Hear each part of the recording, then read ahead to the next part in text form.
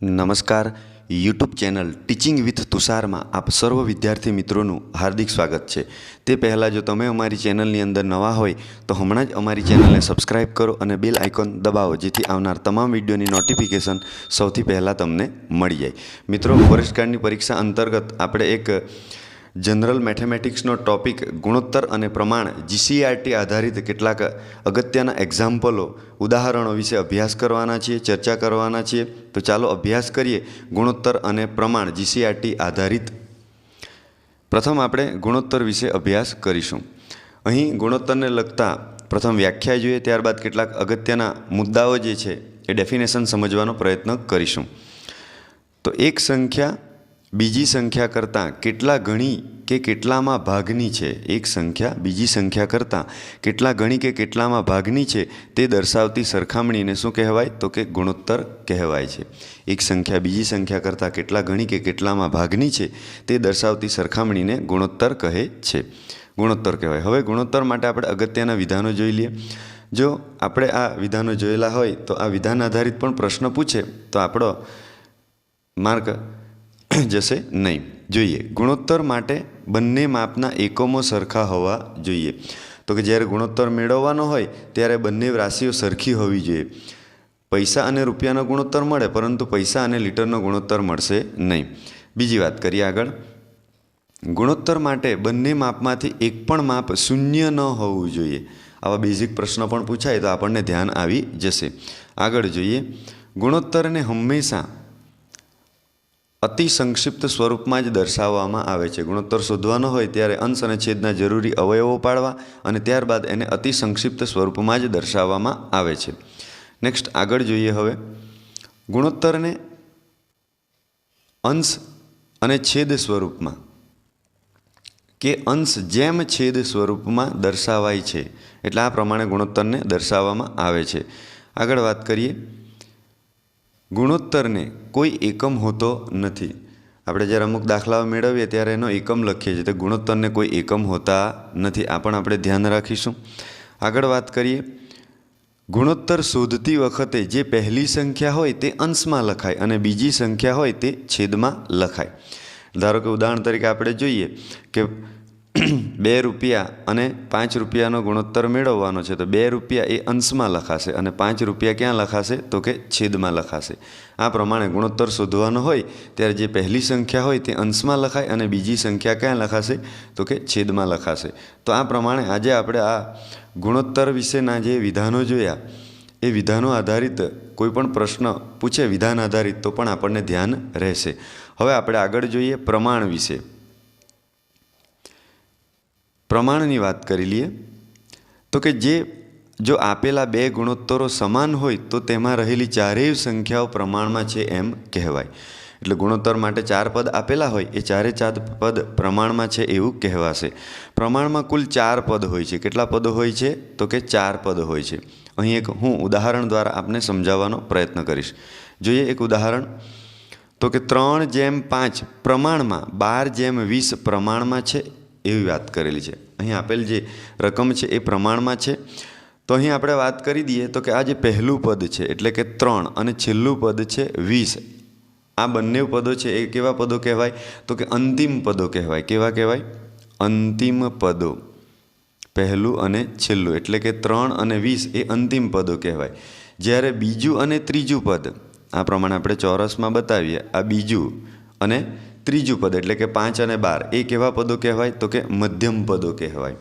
આ પણ આપણે ધ્યાન રાખીશું, અંતિમ પદો કયા અને મધ્યમ પદો કયા। હવે આ ગુણોત્તર અને પ્રમાણ આધારિત આપણે હવે કેટલાક ઉદાહરણો દ્વારા સમજવાનો પ્રયત્ન કરીએ। જેમાં જોઈએ પહેલો દાખલો, પહેલો પ્રશ્ન, 55 પૈસા અને 1 રૂપિયાનો ગુણોત્તર ખાલી જગ્યા છે। અહીં 55 પૈસા અને 1 રૂપિયાનો ગુણોત્તર। પ્રથમ આપણે અગાઉ જોઈ ગયા તે પ્રમાણે તો કે ગુણોત્તર મેળવવા માટે બંને એકમો જે છે એ રાશિ સરખી હોવી જોઈએ। અહીં એક રાશિ 55માં આપેલી છે અને બીજી રાશિ રૂપિયામાં, તો આપણે 1 રૂપિયાનું રૂપાંતર પૈસામાં કરીશું અને ત્યારબાદ એનો ગુણોત્તર મેળવીશું। તો 1 રૂપિયાનું પૈસામાં રૂપાંતર કરવા માટે આપણને ખ્યાલ છે કે 1 રૂપિયા એટલે પૈસા કેટલા થશે? તો કે 100 પૈસા થાય. કેટલા પૈસા થાય? 100 પૈસા. તો હવે આપણે આનો ગુણોત્તર મેળવીએ. તો ગુણોત્તર મેળવવાનો હોય એટલે આપણે લખી દઈએ કે ભાઈ ગુણોત્તર બરાબર પહેલી રકમ અંશમાં લખાશે એટલે પહેલી રકમ છે આપણી 55 પૈસા. ત્યારબાદ 1 રૂપિયાનું રૂપાંતર કર્યું 100 પૈસામાં તો એ છેદમાં લખાશે. આ 100 પૈસા થઈ ગયા. હવે અંશ અને છેદને આપણે અવયવો પાડીને દૂર કરીશું. તો કે 11 5 55 અને 20 5 100. એટલે અહીંથી 5 દૂર થશે એટલે 11 રહી જશે. અહીંથી 5 દૂર થશે એટલે 20 રહી જશે. અંશ અને છેદમાં 5 5 દૂર કરતાં 11ના છેદમાં 20 જવાબ આવે છે. હવે જોઈએ એને આપણે જેમ સ્વરૂપે લખી દઈએ તો 11/20. તો આપણો ઉત્તર મળશે પહેલા દાખલાનો પહેલા પ્રશ્નનો 11/20. એટલે આપણો ઓપ્શન જે છે option number B right answer થશે. તો કે 55 પૈસા અને 1 રૂપિયાનો ગુણોત્તર આ પ્રમાણે 11/20 મળે છે. નેક્સ્ટ જોઈએ આગળ હવે બીજો પ્રશ્ન.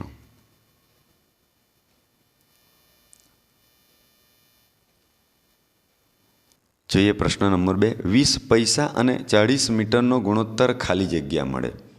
ખૂબ જ સરસ પ્રશ્ન છે. 20 પૈસા અને 40 મીટરનો ગુણોત્તર શું મળે? અહીં આપણે વાત કરીએ તો પહેલી જે રાશિ છે એ 20 પૈસા આપેલ છે. બીજી રાશિ છે એ 40 મીટર આપેલ છે. અહીં રાશિ અલગ અલગ છે, એકમો અલગ અલગ છે. ઓપ્શન જોઈએ 2/1, 1/2, 20/20 અને 20/40 અને ડી ન મળે. જોઈએ આમાંથી કયો ઓપ્શન જવાબ સાચો છે. તો હમણાં આપણે વાત કરી ગયા તેમ રાશિ અલગ છે, એકમો અલગ છે, તેથી ગુણોત્તર આપણે મેળવી શકીએ નહીં. આપણે જોઈ ગયા અગાઉ કે ગુણોત્તર મેળવવા માટે બંને માપના એકમો કેવા હોવા જોઈએ? તો કે સરખા હોવા જોઈએ. શું હોવા જોઈએ? એકમો સરખા હોવા જોઈએ બંને માપના. જો એકમો સરખા હોય તો આપણે ગુણોત્તર મેળવી શકીએ. એટલે પ્રશ્ન નંબર 2નો રાઈટ આન્સર આવશે ગુણોત્તર ન મળે. આ જે પ્રશ્ન નંબર 2 છે 20 પૈસા અને 40 મીટરનો ગુણોત્તર ન મળે. જવાબ આવશે ડી વિકલ્પ સાચો, ન મળે. આગળ જોઈએ હવે પ્રશ્ન નેક્સ્ટ ક્વેશ્ચન નંબર 3. x/6 પ્રમાણમાં 8/12 હોય તો x બરાબર ખાલી જગ્યા. અહીં જોઈએ ઓપ્શન આપણે પ્રથમ જોઈ લઈએ. તો કે ઓપ્શન એની અંદર 2, બીની અંદર 4, સીની અંદર 12 અને ડીની અંદર 48. અહીં કયો જવાબ સાચો આવશે? જોઈએ ત્યારે પ્રશ્ન ઉકેલીએ. પહેલી રકમ અંશમાં એટલે કે આપણે x લખી દઈએ. બીજી રકમ છે છેદમાં એટલે 6 લખી દઈએ. પ્રમાણમાં છે ત્યાં આપણે બરાબરની નિશાની, 8 અંશમાં લખાશે અને 12 છેદમાં. તો આ પ્રમાણે xના છેદમાં 6 બરાબર 8ના છેદમાં 12. હવે આપણે આગળ વાત કરીએ. ચોકડી ગુણાકાર ક્રોસમાં ગુણાકાર કરીશું. x ગુણ્યા 12 થશે બરાબર 6 ગુણ્યા 8 આ પ્રમાણે થશે. હવે એક્સની વેલ્યુ શોધવાની છે એટલે એક્સ બરાબર લખી દે. બરાબરની જમણી બાજુ જે આપેલા છે એને એમના એમ જ રવા દઈશું, સીધા લખીશું 6 × 8. હવે સમીકરણ આધારિત આપણે જોઈએ તો અહીં ગુણાકાર 12 છે, બરાબરની જમણી બાજુ જશે તો એ છેદમાં જશે એટલે /12. હવે અંશ અને છેદના આપણે અવયવો પાડીશું, ત્યારબાદ એનો ઉકેલ મેળવવાનો પ્રયત્ન કરીશું.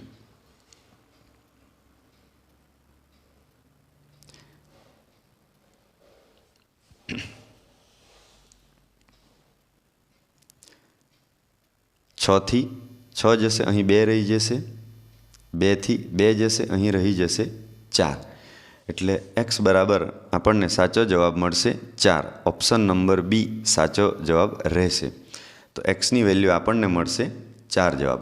હવે આ પ્રમાણે આપણે દાખલો ન ગણવો હોય અને ડાયરેક્ટ થ્રો કરવું હોય તો આપણે ખૂબ જ સહેલાઈથી ગણી શકીએ છીએ. પ્રમાણમાં છે કે નહીં એના માટે આપણે બીજી એક પદ્ધતિ છે કે ભાઈ પહેલી અને ચોથી સંખ્યાનો ગુણાકાર. તો અહીંયા પહેલી સંખ્યા તો આપેલી નથી એટલે આપણે મેળવી શકીએ નહીં. ચોથી સંખ્યા આપણી 12 છે. તો બીજો એક વિકલ્પ છે આપણી પાસે તો કે બીજી અને ત્રીજી સંખ્યા. પહેલી અને ચોથી સંખ્યા, બીજી અને ત્રીજી સંખ્યાનો જો ગુણાકાર સરખો મળે તો આપેલ ચારેય સંખ્યાઓ પ્રમાણમાં છે એવા આધારે પણ મેળવી શકાય. તો 6 અને 8નો જવાબ મળશે 6 × 8. તો એનો ઉત્તર મળવાનો આપણને 48. બરાબર છે. હવે 12 અને ગુણ્યા એક્સ, તો 12ને આપણે કેટલા વડે ગુણીએ તો 48 જવાબ મળે. તો કે 12ને 4 વડે ગુણીએ તો જવાબ મળવાનો આપણને 48. તો આ પ્રમાણે પણ આપણે ઉકેલ મેળવી શકીએ. એટલે એક્સ બરાબર આપણને વેલ્યુ કેટલી મળશે? 4. તો આ પ્રમાણે પ્રશ્ન 3નો જવાબ મળશે આપણને બી વિકલ્પ રાઈટ આન્સર. આગળ જોઈએ નેક્સ્ટ ક્વેશ્ચન. ચોથો જોઈએ હવે પ્રશ્ન. જોઈએ છે એની અંદર કે જો એક્સ જેમ વાય, રકમનો અભ્યાસ કરીએ પ્રથમ. એક્સ જેમ વાય પ્રમાણમાં એ જેમ બી હોય તો ખાલી જગ્યા હોય. અહીં વિકલ્પ આપેલા છે આપણને. એ બરાબર એક્સ પ્લસ વાય બરાબર એ પ્લસ બી, બી બરાબર X Y is equal to A B, C માં X plus B is equal to Y plus A અને ડીમાં X B is equal to A Y. હવે આપણે અગાઉ જોઈ ગયા તે પ્રમાણે કે પહેલી સંખ્યા ક્યાં લખાશે તો કે આપણે અંશમાં લખી દઈએ. બીજી સંખ્યા આપણે લખી દઈએ છેદમાં is equal to A by B. હવે અહીં આ પ્રમાણે વિકલ્પ આપેલો નથી તો આપણે બીજું વિચારીએ કે પહેલી અને ચોથી સંખ્યાનો ગુણાકાર લઈ લઈએ. તો પહેલી એક્સ છે અને ચોથી સંખ્યા છે આપણી બી. બરાબર, સંખ્યા મીન્સ કે અહીં ચલ આપેલા છે આપણને. તો એક્સના છેદમાં એક્સ ઇન્ટુ બી આવશે.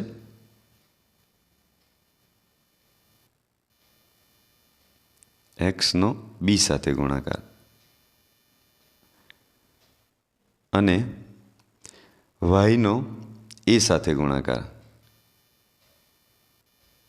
એટલે એ વાય અથવા વાય એ આ પ્રમાણે થશે. તો કે પહેલી અને ચોથી સંખ્યાનો ગુણાકાર, બીજી અને ત્રીજી સંખ્યાનો ગુણાકાર જો સરખો હોય તો આપેલ ચારેય સંખ્યાઓ પ્રમાણમાં છે એમ કહેવાય. એના આધારિત હવે જોઈએ કયા ઓપ્શન આપણો સાચો છે. તો ઓપ્શન નંબર ડી, એક્સ બી બરાબર એ વાય. તો આનો સાચો જવાબ આવશે ડી વિકલ્પ સાચો answer. X B is equal to A Y. આગળ જોઈએ પ્રશ્ન નંબર 5ની વાત કરીએ હવે. Next question. સીતા અને ગીતા વચ્ચે 20 પેન 3:2ના ગુણોત્તરમાં વહેંચતા સીતાને કેટલી પેન મળે? સીતા અને ગીતા વચ્ચે 20 પેન 3:2ના ગુણોત્તરમાં વહેંચતા સીતાને કેટલી પેન મળે એ આપણે શોધવાનું છે. ઓપ્શનની અંદર જોઈ લઈએ તો 8 પેન, 12 પેન, 20 પેન અને 4 પેન આમ આપણને જવાબ આપેલા છે. જોઈએ હવે. પ્રથમ જ્યારે આ પ્રકારના દાખલા હોય ત્યારે શું કરવું તો કે જે ગુણોત્તર આપેલા હોય એ ગુણોત્તરનો સરવાળો કરીશું. શાનો સરવાળો કરીશું? ગુણોત્તરને. તો પ્રથમ અહીંયા ગુણોત્તર આપેલા છે 3:2 એટલે 3 + 2 સરવાળો કરીએ તો એનો જવાબ મળવાના આપણને 5. કેટલો જવાબ મળશે? 5 જવાબ મળશે. અહીં આપણને પેનની કુલ સંખ્યા કેટલી આપવામાં આવેલી છે તો કે પેનની કુલ સંખ્યા આપણને 20 આપેલ છે. હવે એ 20 પેન અંતર્ગત સીતાને કેટલી પેન મળે એ શોધવાની છે. હવે સીતાને જે પેનનો મળતો ભાગ આપણે પ્રથમ મેળવી નાખીએ. સીતાને પેનનો મળતો ભાગ કેટલો છે? તો પહેલી રકમ છે, પહેલું નામ સીતા છે એટલે આપણે અહીંયા 3 સીતા માટે ધ્યાન રાખીશું. બીજું નામ ગીતા છે એટલે ગીતા માટે આપણે 2 ધ્યાનમાં રાખીશું. આ પ્રમાણે આપણે એકદમ સાદી રીતે ધ્યાન રાખીશું. પહેલું નામ સીતા છે એટલે 3 યાદ રાખીશું. તો સીતાને મળતો ભાગ છે કુલ પેનનો એ લખવા માટે આપણે પ્રથમ 3 અંશમાં લખવા પડે. ક્યાં લખવા પડે? 3 અંશમાં. અને ગુણોત્તરનો સરવાળો એ ક્યાં લખાય તો કે છેદમાં લખાશે. હવે આપણે જે પેન વેચવાની છે એ ગુણાકાર સ્વરૂપે બાજુમાં લખાશે એટલે કે 20 પેન. એટલે હવે આપણે સીતાને મળતી પેન શોધવાની છે. તો 3/5 × 20 આ પ્રમાણે લખાશે. હવે આપણે જોઈએ તો અંશ અને છેદના અવયવો પાડીને દૂર થતા હોય તો દૂર કરીશું. અહીં 20 આપેલા છે ને અહીંયા 5 આપેલા છે. તો 5થી 5 ગયા, રહી ગયા અહીં 4. તો 3 × 4 રહે છે એટલે આપણે લખી દઈએ 3 × 4 બરાબર ઉત્તર મળવાના આપણને 12 પેન. શું મળે છે? 12 પેન. તો કે સીતાને કેટલી પેન મળશે તો કે 12 પેન. અહીં ઓપ્શન નંબર બી આપણો રાઈટ આન્સર રહેશે. તો કે સીતા અને ગીતા વચ્ચે 20 પેન 3:2ના ગુણોત્તરમાં વહેંચતા સીતાને 12 પેન મળે છે. આગળ જોઈએ હવે પ્રશ્ન નેક્સ્ટ એક્ઝામ્પલ 6. ઓમ, જય અને જગદીશને 250 રૂપિયા 2:3:5 ગુણોત્તરમાં વહેંચતા જગદીશને રકમના કેટલા ટકા મળે? અત્યાર સુધી આપણે અગાઉના દાખલામાં એવું જોયું કે રકમ મેળવતા હતા. હવે એ રકમના કેટલા ટકા મળે છે એ આપણે મેળવવાના છે. પહેલું નામ ઓમ છે, બીજું નામ જય અને ત્રીજું નામ જગદીશ છે. એના 250 રૂપિયા 2:3:5ના ગુણોત્તરમાં વહેંચવાના છે. ઓપ્શન એની અંદર 38%, બી 20%, સી 50% અને ડી 100% આપણને જવાબ આપેલ છે. હવે જોઈએ આપણે તો અહીં પ્રથમ આપણે શું કરીશું તો કે કેટલા રૂપિયા એ નથી શોધવાના, પરંતુ કેટલા ટકા છે એ આપણે મેળવવાના છે. તો પ્રથમ અગાઉ આપણે જોઈ ગયા એ પ્રમાણે જ આ જે ગુણોત્તર આપેલ છે ને એ ગુણોત્તરનો આપણે સરવાળો કરી લઈએ. તો કે 2 + 3 + 5 એટલે 2 + 3 5 અને 5 + 5 બરાબર કેટલા જવાબ આવવાના? 10 જવાબ આવશે. એટલે ગુણોત્તરનો સરવાળો કરતાં આપણને 10 મળે છે. હવે અહીંયા જોઈએ દાખલાની રકમની અંદર તો કે ત્રીજું નામ જગદીશ છે. તો અગાઉ જોઈ ગયા તે પ્રમાણે ગુણોત્તરમાં પહેલું તો કે ઓમ માટે 2 ધ્યાનમાં રાખીશું, જય માટે 3 અને જગદીશ માટે આપણે શું ધ્યાનમાં રાખીશું તો કે 5 ધ્યાનમાં રાખીશું. હવે જગદીશને રકમના કેટલા ટકા મળે એ મેળવવાના છે. તો જગદીશને મળતા રકમના ટકા બરાબર આપણે શું લખીશું તો કે 5 અંશમાં લખી દઈએ. અંશમાં લખાશે અને જે ગુણોત્તરનો સરવાળો છે એ ક્યાં લખાશે તો કે છેદમાં લખાશે. હવે બીજી એક વાત કરી દઈએ, આપણે ટકા મેળવવાના છે. શું મેળવવાના છે? ટકા. ટકા એટલે આપેલ સંખ્યાનું 100ના આધારે મળતું મૂલ્ય. શાના આધારે તો કે 100ના આધારે. તો આપણે અહીં ગુણાકાર પછી 100 લખીશું. કેમ તો કે જગદીશને રકમના કેટલા ટકા મળે છે એ મેળવવા માટે. તો આ પ્રમાણે 5/10 × 100 લખાશે. 0 અને 0 દૂર થશે અને રહી જશે 5 × 10 બરાબર 50% જવાબ આવશે. તો પ્રશ્ન નંબર 6નો રાઈટ આન્સર રહેશે 50%. તો કે ઓમ, જય અને જગદીશને 250 રૂપિયા 2:3:5 ગુણોત્તરમાં વહેંચતા જગદીશને રકમના કેટલા ટકા મળે તો કે 50%. અહીં 50% રાઈટ આન્સર આવશે. એક્ઝામ્પલ નંબર 6નો રાઈટ આન્સર 50%. એટલે જો રૂપિયા મેળવવાના હોય તો પણ આ જ પ્રમાણે આપણે કામ કરવાનું છે. અહીં આપણે જે 100% લખ્યા છે તેની જગ્યાએ 250 રૂપિયા લખવાના રહેશે અને અવયવો પાડી દૂર કરીશું, જેથી આપણે એના કેટલી રકમ મળે એ પણ મળી જશે. આમ 50% એટલે 250ના 50% એટલે 125 રૂપિયા જગદીશને મળશે, એવું પણ કહી શકીએ. આગળ હવે વાત કરીએ નેક્સ્ટ જોઈએ પ્રશ્ન નંબર 7ની વાત કરીએ.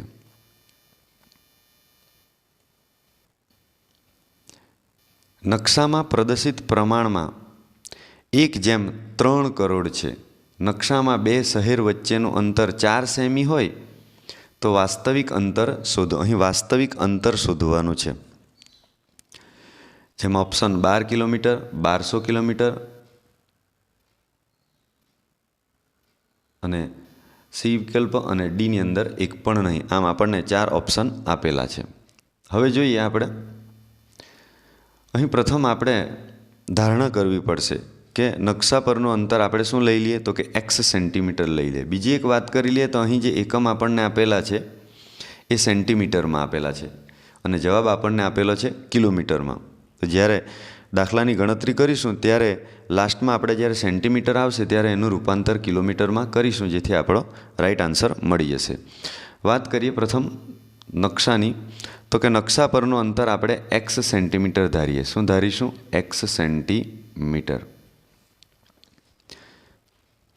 અને વાસ્તવિક અંતર આપણે લઈ લઈએ y સેમી. શું લઈ લઈએ તો કે y સેન્ટીમીટર. જેથી આપણે અહીંયા વાત કરી શકીએ તો કે 1:3 કરોડ એટલે 3 ઉપર 7 × 0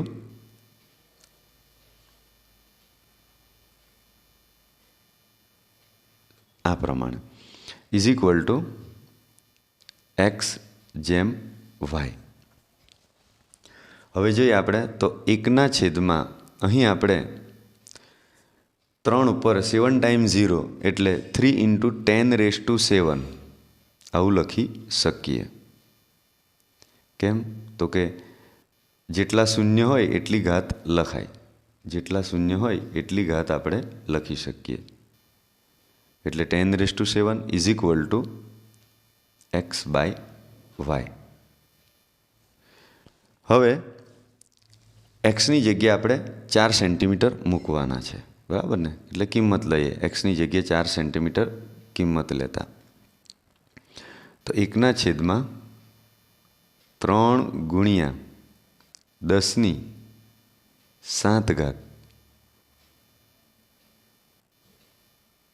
ઇઝ ઇક્વલ ટુ 4/y. હવે અહીં ચોકડી ગુણાકાર કરતાં આપણને મળશે y બરાબર 4 × 3 × 10⁷. 3 અને 4નો ગુણાકાર કરતાં 12 × 10⁷. એટલે 12 ઉપર આપણે 12 × 1 ઉપર 7 ટાઈમ 0 મૂકીશું, જેથી આપણને જવાબ મળશે અહીંયા y બરાબર 12 ઉપર 7 ટાઈમ 0, 1 2 3 4 5 6 અને 7. આ તમારો જવાબ આવશે સેન્ટીમીટરમાં. એનું કિલોમીટરમાં રૂપાંતર કરતાં તમને ઉત્તર મળવાના 12 ઇઝ ઇક્વલ ટુ 2 ટાઈમ્સ 0 એટલે 1200 કિલોમીટર. 5 શૂન્ય દૂર થશે એટલે તમારો ઉત્તર મળવાનો પ્રશ્ન નંબર 7નો રાઈટ આન્સર 1200 કિલોમીટર.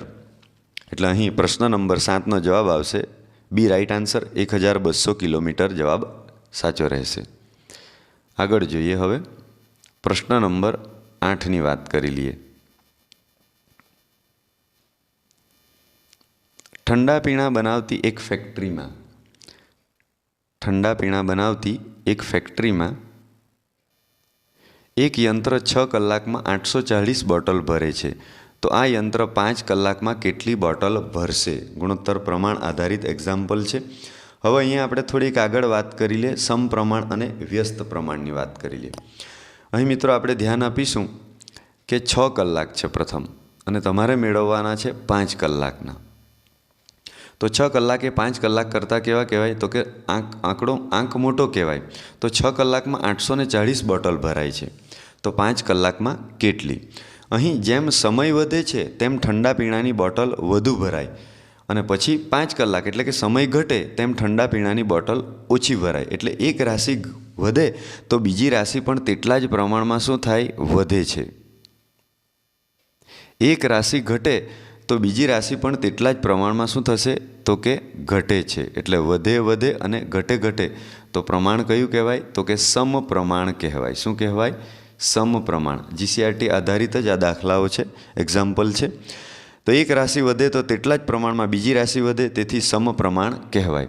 હવે આપણે 5 કલાકની અંદર કેટલી બોટલ ભરાશે એ આપણે હવે મેળવવાનો પ્રયત્ન કરીએ. જોઈએ તો પ્રથમ અહીં ધારણા કરી લઈએ. સમપ્રમાણ માટે આપણી પાસે સૂત્ર છે x1/y1 is equal two x2/y2.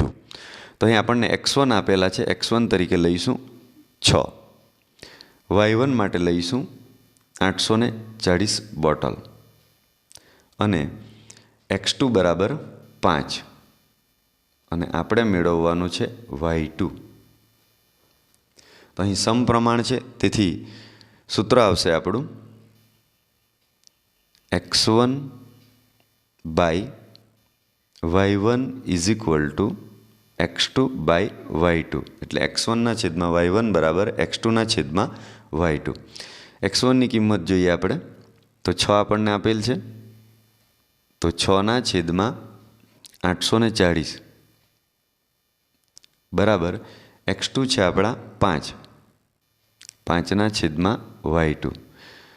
ચોકડી ગુણાકાર કરીશું તો y2 બરાબર y2 × 6 ઇઝ ઇક્વલ ટુ 5 × 840 840.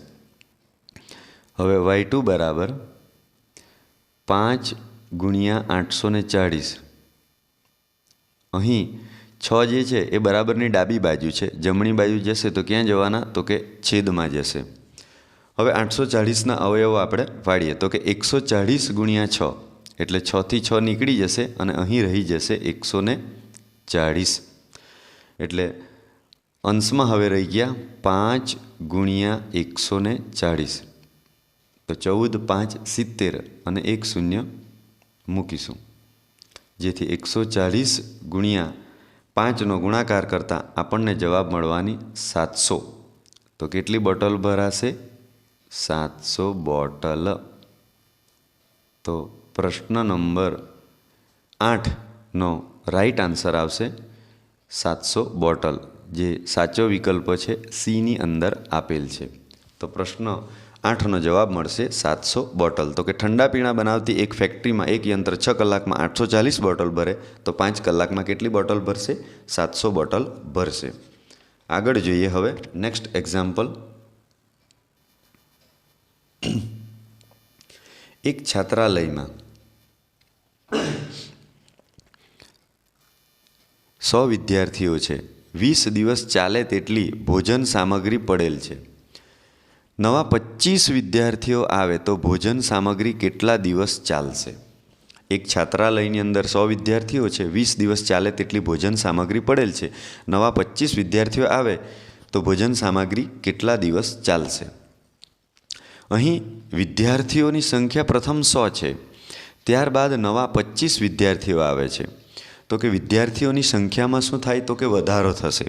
એટલે ભોજન સામગ્રી પૂર્ણ થવા માટેના દિવસો પણ કેવા થવાના? તો કે ઘટવાના.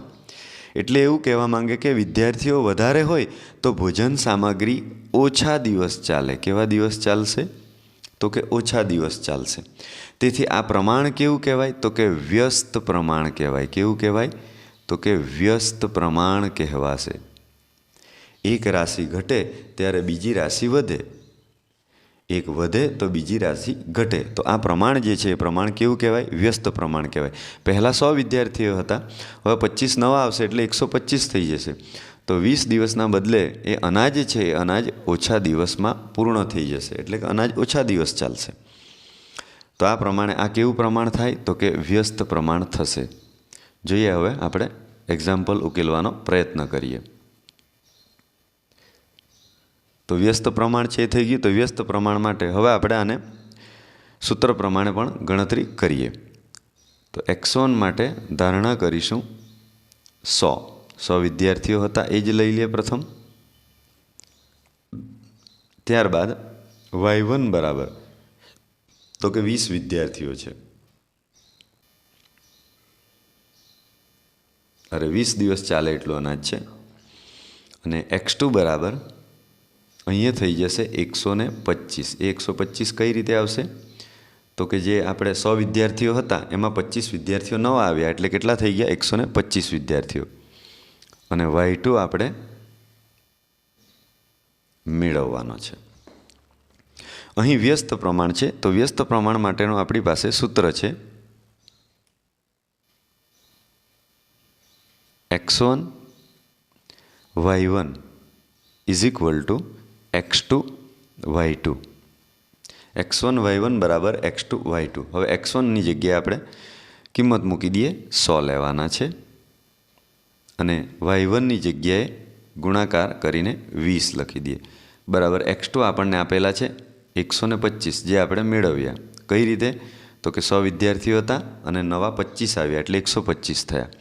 ગુણ્યા y2 આપણે મેળવવાનો છે. હવે 100 ગુણાકાર 20 એ બરાબરની ડાબી બાજુ જ રહેવા દઈશું, કારણ કે y2 આપણે મેળવવાનો છે. છેદમાં 125 છે, બરાબરની ડાબી બાજુ આવશે તો એ ક્યાં થશે? તો કે છેદમાં થશે. બરાબરની જમણી બાજુ એ ગુણાકાર સ્વરૂપે છે, તો ડાબી બાજુ આવતા ભાગાકાર સ્વરૂપ થઈ જાય. હવે આપણે આના અવયવો પાડીને દૂર કરીશું. તો 20 5 100 અથવા 25 ગુણ્યા 4 કરીએ તો 25 4 100 અને 25 5 125 એટલે 25 25 દૂર થતાં અહીંયા 5 રહી જશે છેદમાં અને અંશમાં 4. 5થી 5 જશે અને અહીં રહી જશે 4. તો 4 ગુણ્યા 4 અંશમાં રહી જાય છે. બાજુમાં લખી દઈએ. y2 બરાબર 4 અંશમાં રહી ગયા અને ગુણાકાર 4 રહી ગયા. તો 4 ગુણ્યા 4 ગુણાકાર કરતાં ઉત્તર મળવાનો 16 એટલે જવાબ આવશે આપણો 16 દિવસ.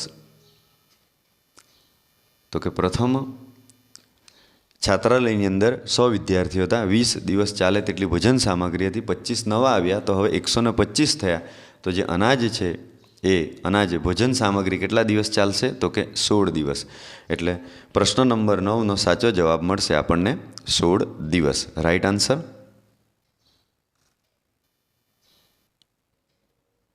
આગળ જોઈએ હવે આપણો આ વિડીયોનો છેલ્લો એક્ઝામ્પલ નંબર 10. પ્રશ્ન 10. 3 અને 6ની ત્રીજી પ્રમાણ સંખ્યા શોધો. જેમાં ઓપ્શન આપેલા છે 8 9 18 અને 12. ત્રીજી પ્રમાણ સંખ્યા શોધવાની છે. મિત્રો, ત્રીજી પ્રમાણ સંખ્યા શોધવા માટે આપણને ખ્યાલ છે કે ત્રીજી સંખ્યા પૂછે એટલે આપણે એટલું ધ્યાન રાખવાનું કે 3 સંખ્યા પ્રમાણમાં હોય. ત્રીજી સંખ્યા પૂછે એટલે 3 સંખ્યા પ્રમાણમાં હોય.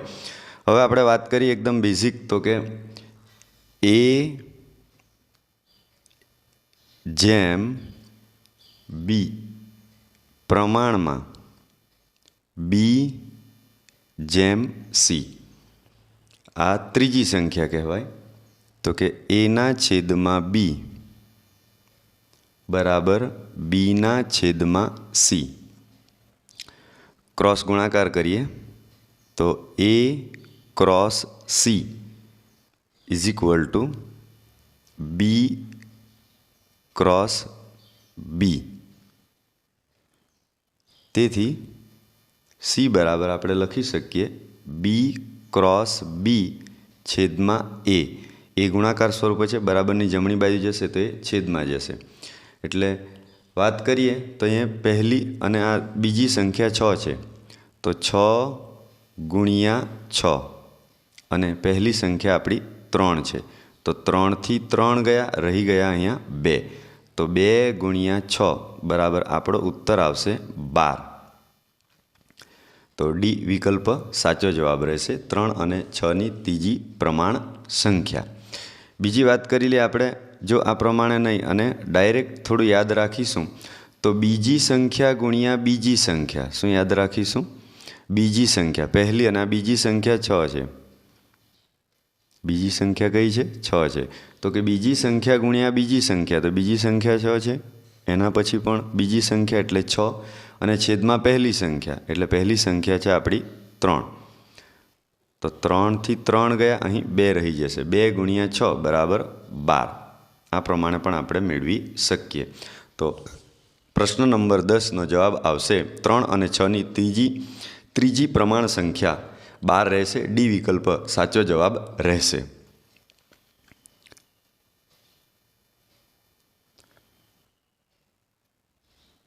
તો આ પ્રમાણે મિત્રો આજે આપણે જીસીઆરટી આધારિત ગુણોત્તર અને પ્રમાણના 1 થી 10 એક્ઝામ્પલો વિશે અભ્યાસ કર્યો. તો આવી જ માહિતી મેળવવા માટે અમારી સાથે જોડાયેલા રહો. અમારી ચેનલને સબસ્ક્રાઈબ કરો, વિડીયોને લાઈક કરો અને સ્પર્ધાત્મક પરીક્ષાની તૈયારી કરતા તમારા મિત્રને શેર કરો. નવા વિડીયોમાં ફરી મળીશું. ત્યાં સુધી જય હિન્દ, વંદે માતરમ, ભારત માતા કી જય.